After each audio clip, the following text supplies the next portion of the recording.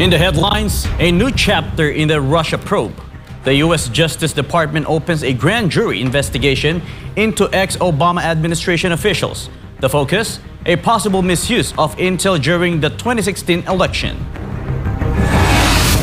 Is diplomacy still on the table? The Kremlin says Russian President Vladimir Putin could meet with Ukraine's President Volodymyr Zelenskyy, but only if talks are laid out in advance. For Russia, no groundwork, no summit. A violation of human dignity. The United Nations condemns Hamas for releasing hostage videos, and amid the surging violence in Gaza, the international body renews its call for a ceasefire. Health alert in Hong Kong. Officials confirm Hong Kong's first case of Chikungunya fever since 2019. Infections are rising in southern China, and local authorities are moving fast to prevent an outbreak. America's new visa rules sparks global concern. The U.S. is looking to demand a 15 grand deposit from selected foreign visitors, prompting questions about its implementation and impact. And no bail for P. Diddy. Rapper mogul Sean Combs will remain behind bars until the 3rd of October as U.S. court cites safety and flight risk concerns. I'm Franco Baranda. Newsline World starts now.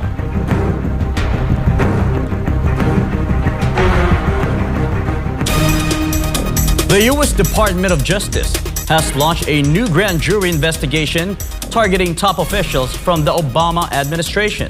The move comes in response to the allegations that intelligence was misused in the lead-up to the 2016 election, and it's raising fresh political and legal questions across Washington. Valdivia Gracia files this report. We're here today to announce a major update. Attorney General Pam Bondi has authorized federal prosecutors to begin presenting evidence to a grand jury in a case tied to the origins of the now discredited Russia collusion narrative. The investigation follows a formal referral by Director of National Intelligence Tulsi Gabbard, who released declassified files last month alleging that senior Obama-era officials, including former Federal Bureau of Investigation Director James Comey, Central Intelligence Agency Director John Brennan, and Director of National Intelligence James Clapper, manipulated intelligence to undermine Donald Trump's campaign in 2016. While details remained limited, sources say the case centers on whether these officials knowingly distorted or withheld key intelligence to suggest links between Trump and Russian operatives, an allegation at the heart of the so-called Russiagate controversy. So far, no criminal charges have been filed, and none of the former officials involved have commented publicly. Legal analysts say the grand jury process could take weeks or months before determining whether indictments are warranted. Bondi, a longtime Trump ally, has faced criticism for politicizing the Justice Department, but her office insists the investigation is based on new evidence that could indicate serious misconduct. This marks the first time a sitting attorney general has authorized a grand jury probe into actions taken during a previous administration. The Department of Justice has not announced which individuals may be called to testify or when the first proceedings will begin. Reporting for Newsline World, this is Valdivia Gracia, SMNA News. The Trump administration has backed away from a controversial policy that tied nearly $1.9 billion in federal disaster preparedness aid to a state's opposition to boycotts of Israeli companies. Previously, Federal Emergency Management Agency, or FEMA, grant notices required cities and states to certify that they would not sever commercial ties with Israeli firms in order to qualify for money used for search and rescue equipment, emergency staffing, and backup power systems. On Monday, the Department of Homeland Security removed that stipulation from its official language, stating that grants are governed by law, not political loyalty tests. The original policy targeted the boycott, divestment, and sanctions movement aimed to pressuring Israel. The new reversal eliminates that linkage from grant eligibility and rescinds prior documentation. The United Nations has condemned the release of recent Hamas hostage videos, calling them an unacceptable violation of human dignity. This comes amid fresh appeals for a ceasefire as the humanitarian crisis worsens in Gaza and violence escalates in the West Bank. This report. UN Secretary General Antonio Guterres is very shocked by the videos of hostages recently shown by Hamas. Speaking from UN headquarters, his deputy spokesman Farhan Haq made it clear. Unacceptable violation of human dignity. Turning to Gaza, the Office for the Coordination of Humanitarian Affairs says that many people reportedly continue to be killed and injured, including people seeking food along the UN convoy routes and militarized distribution points. Haq warned that humanitarian partners are struggling to respond due to depleted supplies. No new shelter materials have entered Gaza since early March. While Israel recently approved more fuel deliveries into the Strip, the UN says it's still waiting for implementation details, even as Tel Aviv announces what it calls tactical pauses in military operations. In the West Bank, violence by Israeli settlers is also on the rise. Settler violence incidents are on the rise. Last week, OCHA documented at least 24 Israeli settler attacks against Palestinians that resulted in casualties, property damage, or both. OCHA reiterates its call for the protection of civilians in the West Bank, including Jerusalem. Haq also responded to a public appeal by hundreds of former Israeli security officials asking Donald Trump to help push for peace. While not commenting directly on the letter, the UN reiterated its position. The Secretary General supports all appeals for a ceasefire in Gaza. He has long believed that what is necessary is an immediate and lasting ceasefire, the release of all hostages, and unobstructed humanitarian access throughout Gaza. The war began in October 2023 after Hamas-led assault killed over 1,100 people in Israel and took more than 200 hostages. Since then, the Palestinian death toll from Israel's military campaign has reportedly surpassed 60,000, mostly civilians, according to Gaza's health ministry. There's no legal recognition of any sort of annexation, and he calls again on Israel to abide by international law. Regarding military plans, it's been clear for 2 years that there's been no military solution to this conflict, and meanwhile, there's been a vast amount of suffering and a vast amount of death. It's time for a ceasefire. For God and my beloved Philippines, Franco Baranda, SMNI News. Australia has selected Japan's Mitsubishi Heavy Industries, or MHI, to deliver its $10 billion Australian general-purpose frigate program, the country's largest defense acquisition since the AUKUS submarine agreement. MHI's upgraded Mogami-class frigate was chosen over Germany's Meko A200 design following a decision by the government's National Security Committee. The vessels will boost Australia's naval capabilities with longer range, smaller crew requirements, and advanced air and undersea warfare systems. Deputy Prime Minister Richard Marles described the deal as a significant step in strengthening Australia-Japan defense ties. The first 3 frigates will be built offshore, while the rest will be constructed in the Western Australia. Delivery of the first vessel is expected in 2029. Up next, is diplomacy still on the table? The Kremlin says Russian President Vladimir Putin could meet with Ukraine's President Volodymyr Zelenskyy, but only if talks are laid out in advance. For Russia, no groundwork, no summit. And health alert in Hong Kong. Officials confirm Hong Kong's first case of Chikungunya fever since 2019. Infections are rising in southern China, and local authorities are moving fast to prevent an outbreak. Newsline World will be back after the break.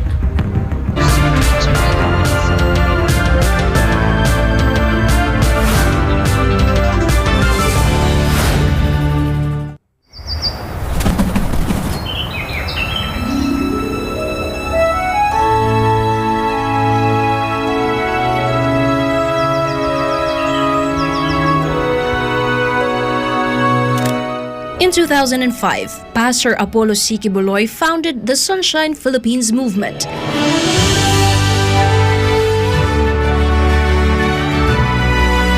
A mission rooted in love for nature and nation.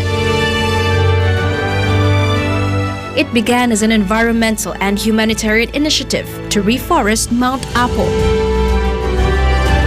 Once barren, now a thriving and beautiful place.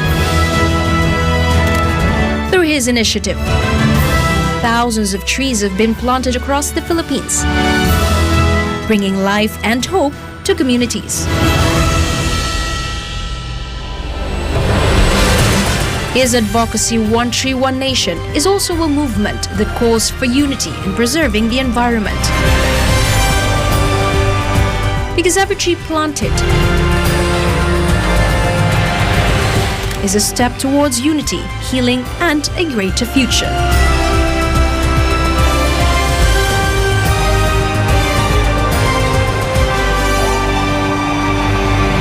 Join One Tree, One Nation.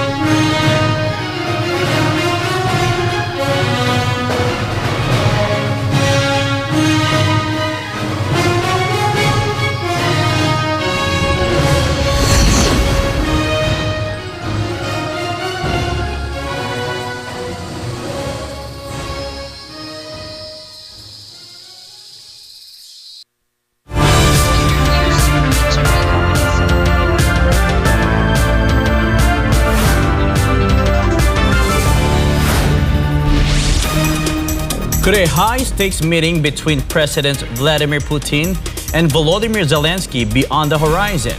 The Kremlin says it's possible, but only under certain conditions. MJ Mondihar has the details.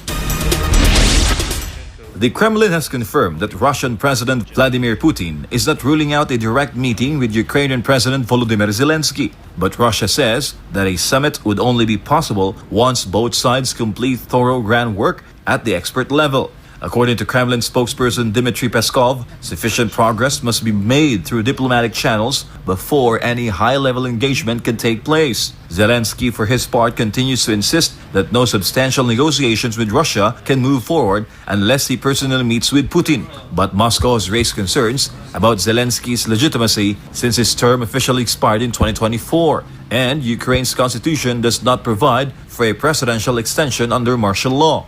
Despite that, Russia considers Zelenskyy's status an internal Ukrainian matter. Still, Moscow officials warn that any treaty Zelenskyy signs could be vulnerable to legal challenges in the future. Behind closed doors, however, some diplomatic progress is being made. Reports say Ukraine has resumed lower-level direct talks with Russia earlier this year following a suspension in 2022. Those negotiations, held in Turkey, have led to several prisoner swaps and the return of soldiers' remains from the battlefield.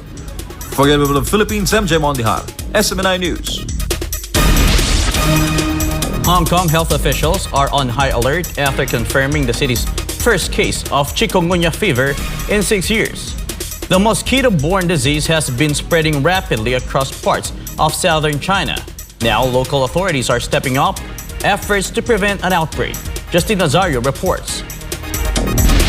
A 12-year-old boy has tested positive for Chikungunya fever after returning to Hong Kong from Foshan, Guangdong. He began showing symptoms including fever, rash, and joint pain shortly after his trip. The case is considered imported, but health officials are closely monitoring the boy and his household. In southern China, the situation is more severe. Authorities in Foshan have reported more than 6,500 cases of the virus in recent weeks. The outbreak has triggered quarantine measures in cities like Fuzhou, while nearby Macau has logged both imported and local infections. In response, Hong Kong Center for Health Protection and the Food and Environmental Hygiene Department have launched intensified mosquito control operations, fogging high-risk areas, clearing stagnant water, and holding community education drives. The public is urged to take precautions, especially after traveling. Officials recommend using insect repellent for 2 weeks, seeking medical help at the first sign of symptoms, and avoiding aspirin or ibuprofen without a doctor's advice. With no vaccine for chikungunya, mosquito control remains the city's best line of defense. This is Justina Zario, your citizen correspondent for God and my beloved Philippines. A major U.S. tariff hike is set to take effect this week, putting pressure on South African exporters. How is the government planning to soften the blow, and will it be enough? Let's find out in Crystal Guanco's report. The South African government has unveiled an economic support package to help local industries prepare for the upcoming 30% United States import tariff, which takes effect on August 8. In a joint statement, the Department of Trade, Industry and Competition and International Relations and Cooperation, or DIRCO, said the package includes an export support desk and a localization fund aimed at easing the impact on jobs and trade. DIRCO Minister Ronald Lamola clarified that goods already in transit before the deadline will still face the current 10% tariff until October 5th. He also noted that 35% of South African exports, including copper, semiconductors, pharmaceuticals, and other key goods, will remain exempt from the new tariff. Lamola questioned the reasoning behind the tariff, given South Africa's small 0.25% share of U.S. imports, and emphasized that local exports support rather than compete with the American market. The export desk will help companies explore new markets, while the localization fund will support affected sectors. The government is also working with the Department of Labor to reduce the risk of job losses. Trade Minister Sparks Tao confirmed that talks with the U.S. are ongoing. Both departments reaffirmed South Africa's commitment to a fair and mutually beneficial trade relationship. Reporting for Newsline World, this has been Crystal Guanco, SM9 News. The European Union is putting its retaliatory tariffs against the United States on hold, or at least for now. This follows a new deal reached between both sides in a high-level meeting late July. This report from Jane Cadnita. The European Commission says it will suspend 2 major packages of planned countermeasures against U.S. tariffs for 6 months. The pause comes after an informal meeting between U.S. President Donald Trump and European Commission President Ursula von der Leyen in Scotland on July 27. Trump announced that the U.S. and EU had reached a new trade deal that includes a 15% tariff on European exports, $600 billion in EU investments in the U.S., and $750 billion worth of American energy purchases by Europe. To help implement this agreement, the EU will halt the retaliatory tariffs, originally set to begin this Thursday, which were in response to U.S. duties on European steel, aluminum, and other goods. The total countermeasures, valued at 93 billion euros, were approved by EU member states in late July. These had been drawn up in 2 phases. The first targeting consumer goods like soybeans, motorcycles, and jeans. The second aimed at high-value exports such as aircraft, vehicles, and electrical equipment. Despite the breakthrough, not everyone in Europe is on board. Former EU Foreign Policy Chief Josep Borrell called the deal a political mistake. Borrell criticized it as a sign of weakness and said the added commitments are unrealistic for the EU to meet. Before the agreement was reached, European officials had vowed to respond if U.S. tariffs took effect on August 1. With both sides now signaling cooperation, the EU says the 6-month suspension will support efforts to implement the new tariff agreement with the U.S. This has been Jane Cognita, your citizen correspondent for God and my beloved country, the Philippines. America's new visa rules sparks global concern. The U.S. is looking to demand a $15,000 deposit from selected foreign visitors, prompting questions about its implementation and impact. Back in the Philippines, infrastructure as a tool for peace. In Sultan Kudarat, officials launched a new round of development projects, hoping to turn good governance into a powerful anti-insurgency strategy and a path to lasting stability. More news after the break.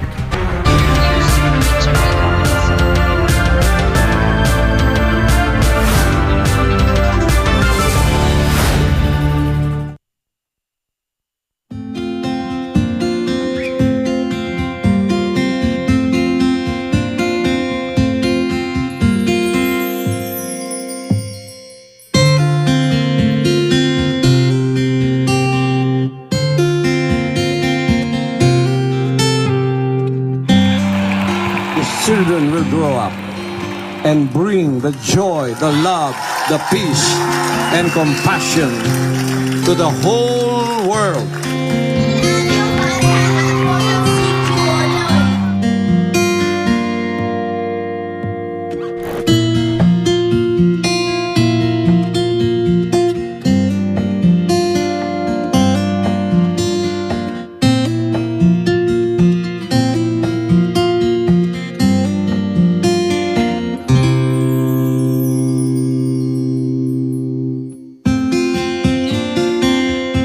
We only have one planet. We only have one Earth. And I hope that this new generation of children that we have reached out will become millions and billions and bring peace on Earth. Bring peace to humanity.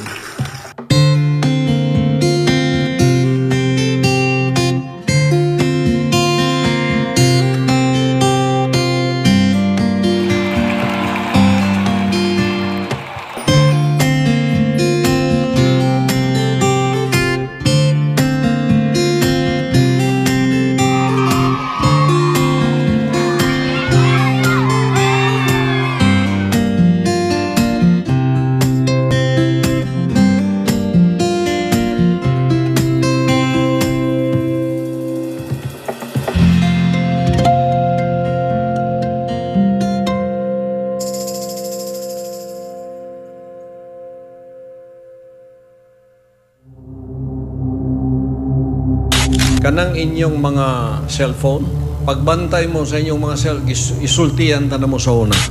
Pornography is a spiritual adultery. Kanang pornography, labaw pa na sa shabu. Magdaot imong uto ka na, labi na kung ikaw niya ka sa kingdom ministry, pahingon taglangit, mauna imong kalaban. Because it will destroy everything that was implanted to you spiritually that will let you go to heaven. Pornography is the number one missile of the enemy that will destroy you and your soul to hell. Ayaw jud mo pagtanaw pornography, babaeng lalaki sa inyo. What is dangerous now with cell phones? You can go to the privacy of your room and look at your cell phone without anyone. Only God knows what are you looking at. And mostly, people go to the dark side of the door going to destruction to hell. And that is pornography. It destroys the mind. It destroys the soul. It destroys your spirit.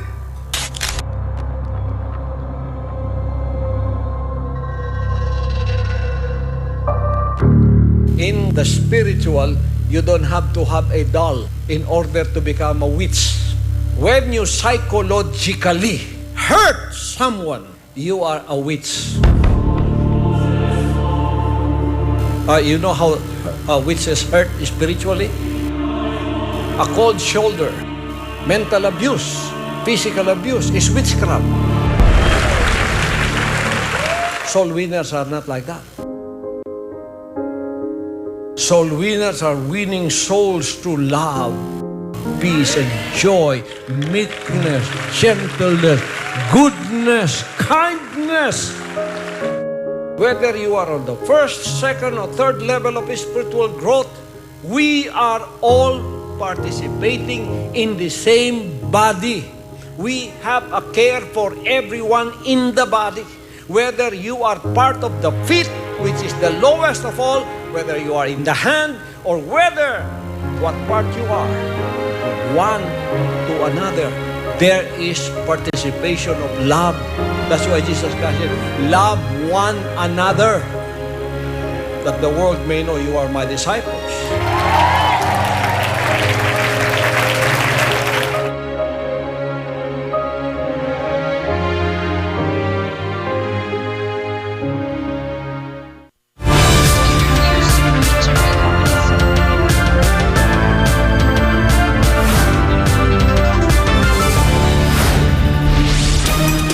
The campaign against state enemies using good governance has been intensified in the province of Sultan Kudarat.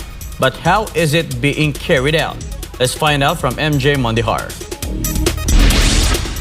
The government's campaign against the Communist Party of the Philippines, New People's Army, National Democratic Front, or CPP-NPA-NDF, and other armed groups is not only focused on military operations. Under the National Task Force to End Local Communist Armed Conflict, or NTF-LCAC, which continues under the current administration, the anti-insurgency effort moves forward through a whole-of-nation approach. One of its key programs is the Barangay Development Program, which brings projects such as roads, electricity, water, schools, and livelihood to areas formerly under rebel influence. In the province of Sultan Kudarat, the implementation of anti-insurgency and development programs continues without let-up. According to Governor Datu Pax Ali Manguda Datu, the provincial government will construct gymnasiums in schools as part of its development agenda. As Filipinos, we believe that ang kabataan ay ang pag-asa ng bayan. If there is development, it must start sa ating mga kabataan. So we have selected these schools na ito yung may, number one, malalaking population ng ating mga kabataan. Number two, kailangan talaga nila. At number three, wala pa kasing nakakarating na ganung klaseng programa. We wanted na maramdaman nila ang government. The governor emphasized that this is their way of showing the people that the government is present and that they are not being neglected. The initial implementation will prioritize schools in the 2nd District of Sultan Kudarat. Remember, these areas, I'm so happy that they are declared as insurgency-free. Pero take note, yung mga for the past, pagdating sa peace and order matters and issues, marami po ang nandyan, perhaps sumasama sa iba't ibang illegal na grupo, ang sinasabi nila ay hindi kasi nila nararamdaman ng gobyerno. Now, we wanted, in the implementation of this program, sa maramdaman nila agad-agad. That's why malalayo po itong mga barangay na ating napili na tatayuan ng school gymnasium para automatic makita na, o teka, meron pala talagang gobyerno na nagpa-function. The following towns are part of the province's 2nd District: Bagong Bayan, Esperanza, Calabansig, Lebac, Palimbang, and Senator Ninoy Aquino.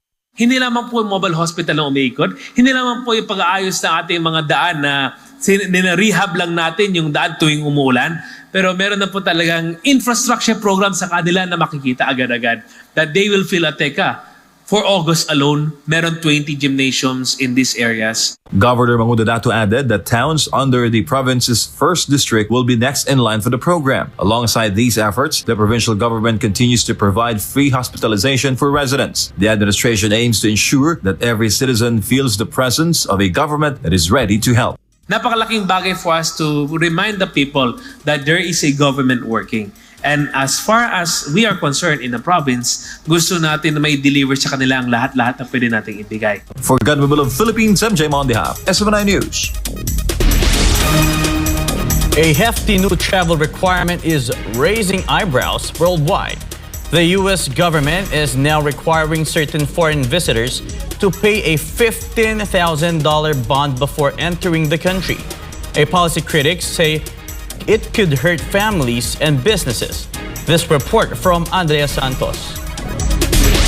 It's called the Visa Bond, and under a newly revived rule from the Department of Homeland Security, selected travelers heading to the United States may be required to pay 15 grand upfront before they even board the plane. The rule applies to some business and tourist visa holders, mainly from countries flagged for high visa overstay rates and poor compliance with deportation protocols. But immigrant rights advocates say the policy punishes people based on their passport, not their actions. Critics argue the financial burden could block families, professionals, and tourists from entering the United States, especially those from low and middle income backgrounds. The bond is fully refundable, but only if the traveler leaves the country before their visa expires. The State Department has not released an exact list of countries affected or how long the policy will be in place. The Visa Bond program was first introduced under the Trump administration, briefly lapsed, and is now being quietly reinstated. Travelers are urged to check with U.S. embassies before making plans. Andrea Santos, your citizen correspondent, reporting for Newsline World. Poland is keeping its western border under close watch. Amid growing pressure over illegal migration and shifting policies in neighboring Germany, Warsaw has extended its temporary border controls. Prince Tripoli for the details.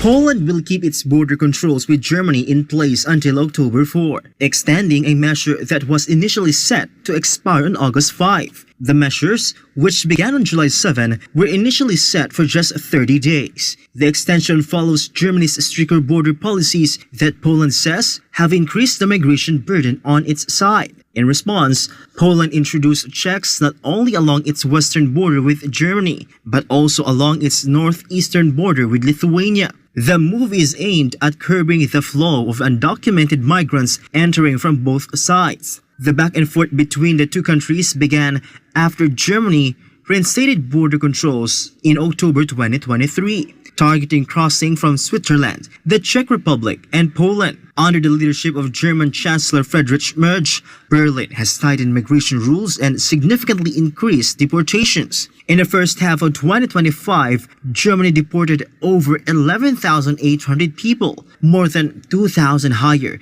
than the same period last year. Polish officials say whether or not they lift the checks will depend on how Germany adjusts its own border stance. For now, the extended measures will stay in place through early October. Reporting for Newsline World, this has been Prince Tripoli, your citizen correspondent. SMNA News.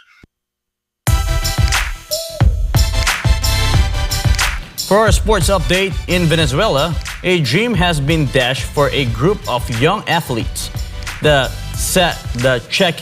Chasic Mara baseball team was all set to represent Latin America at the Senior League Baseball World Series in the U.S., but a last-minute visa denial means they won't be making that trip. Carlo De La Peña has the story.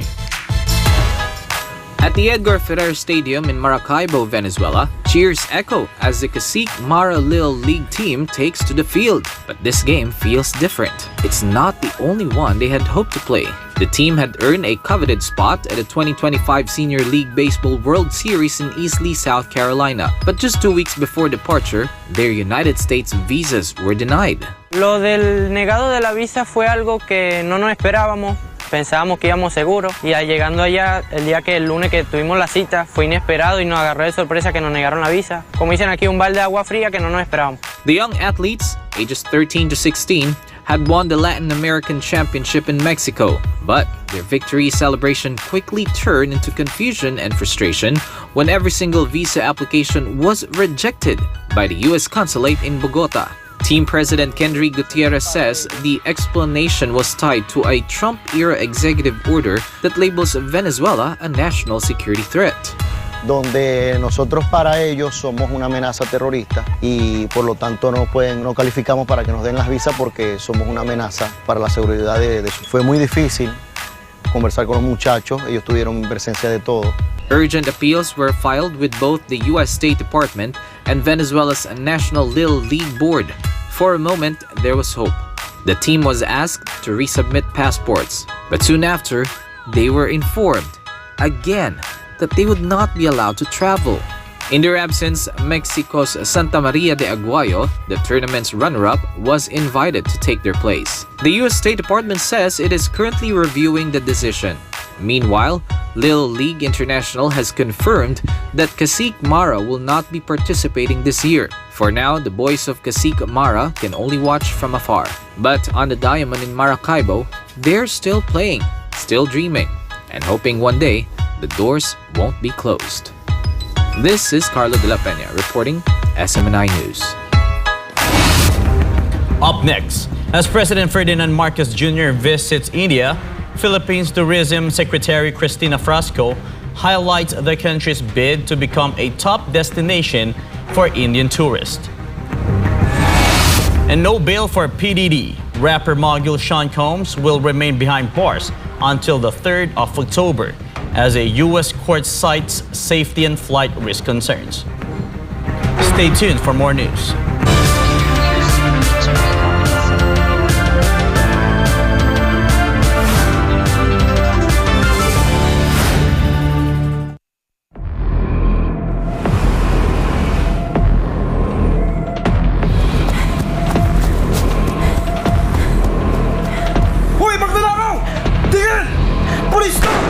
Hala, magnanakaw! Magnanakaw! Magnanakaw! Uy, magnanakaw! Magnanakaw! Magnanakaw! Ano kayang gagawin ko? Ipamimigay ko yung konti para tumigil sila sa pag-iingay. Pare, magnanakaw, namimigay ng pera. Eto ang sayo. Wow! Ang bait ng magnanakaw!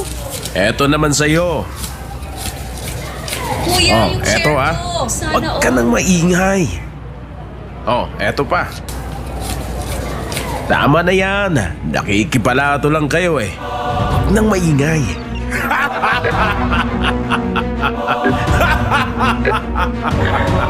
Diba? Konti lang pinamigay ko, mabait na ako. Tahimik na sila. Easy. Ngayon, pwede ko na tong suluhin. Masaya ang mga tao, pero tama po ba ito? Di po ba ang nakikinabang sa magnanakaw ay kasabwat ng magnanakaw? Ikaw, kinukonsenti mo ba ang legal na korupsyon?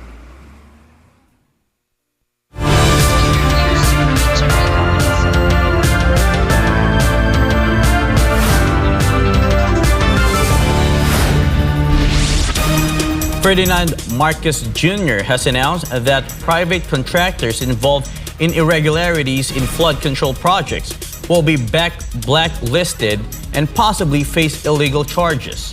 Full details from Creslin Catarong. Speaking in the third episode of the BBM podcast, Sa Likod ng Sona, aired on Monday, Marcos said some companies have already been identified for substandard or suspicious work on government projects. We already have some names that are coming up that will be, first of all, corporations that mga contractor na talagang kitang-kita na hindi magandang trabaho nila. So, we will put them on a blacklist. Hindi na sila pwedeng magkontrata sa gobyerno. The president emphasized that these contractors must account for how project funds were spent. Pag hindi sila makapag-explain na mabuti, we will have to take it to the next step. Marcos had earlier instructed the Department of Public Works and Highways and the Regional Project Monitoring Committee to compile a list of all flood control projects from the last 3 years, specifically identifying failed or non-existent ones. This directive was part of his recent State of the Nation Address, or SONA, on July 28. He also urged the public to report any irregularities they've observed in flood control initiatives in their communities.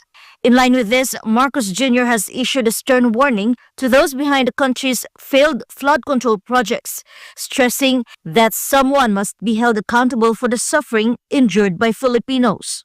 He explained that his decision to highlight the issue during his SONA was driven by the destruction he witnessed following recent typhoons, damage worsened by poorly executed or defective flood control efforts.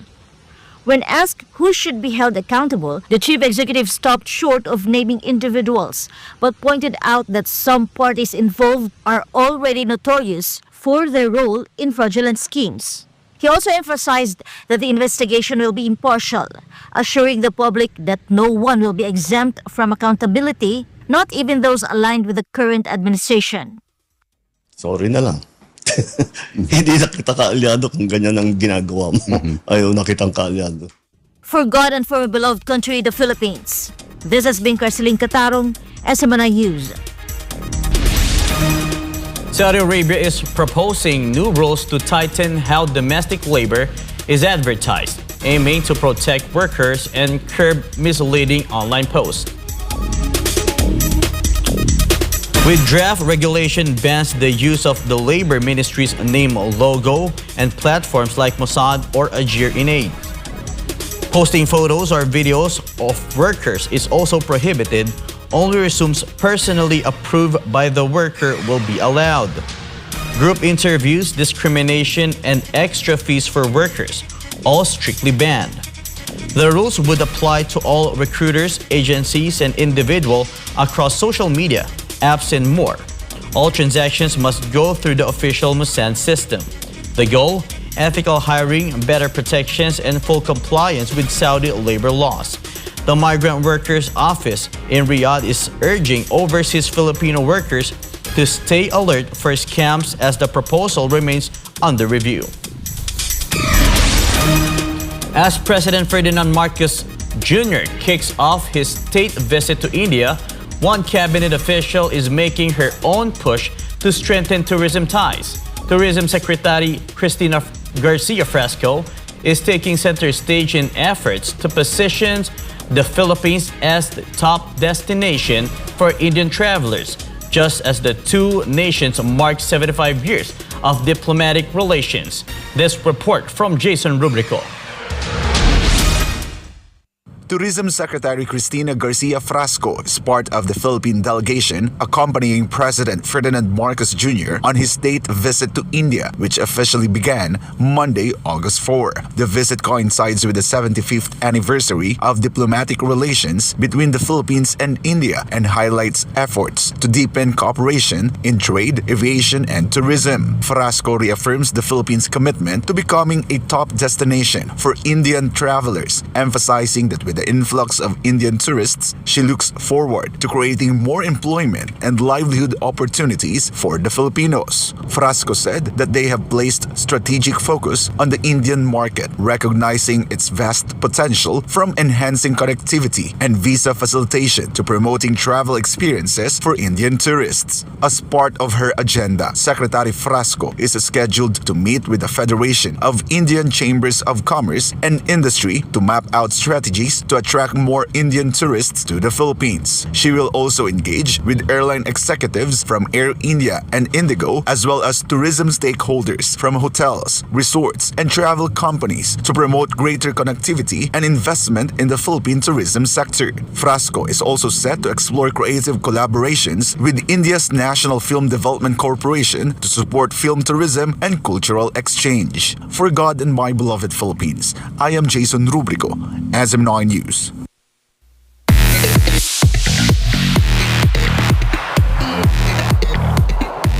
For our showbiz update, what was meant to be a landmark moment for Oasis at Wembley turned tragic after a concert goer fatally fell from the stands.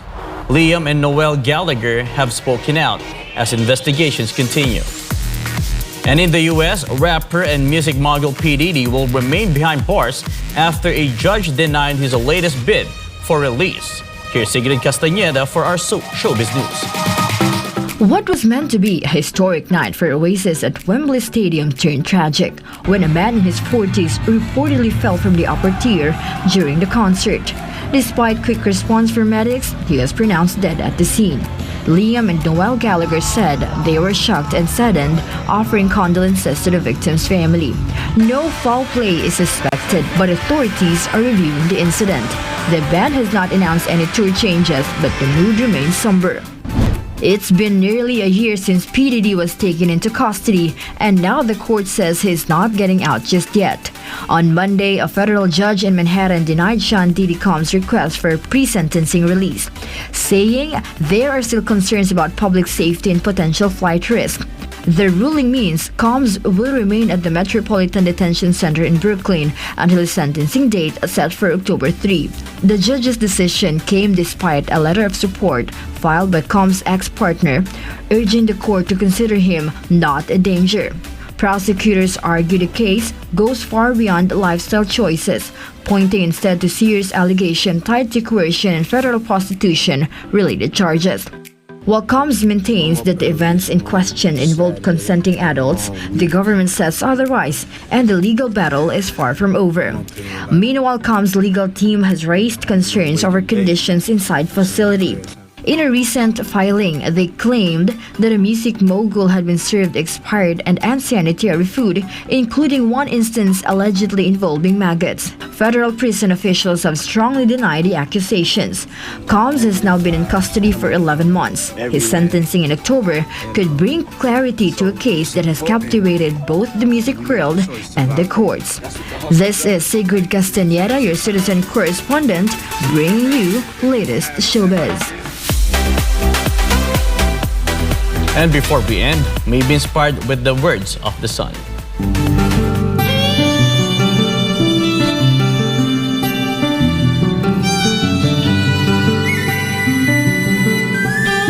If your voice held no power, they would not try to silence you.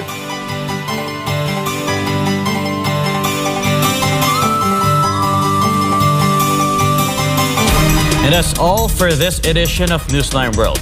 For God and my beloved country, the Philippines, I am Franco Baranda. Thank you for watching. Goodbye.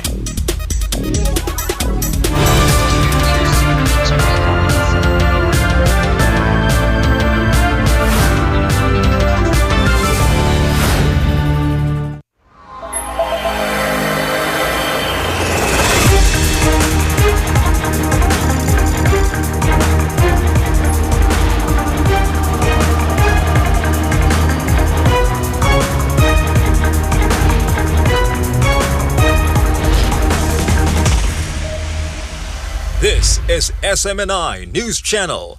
Truth that matters.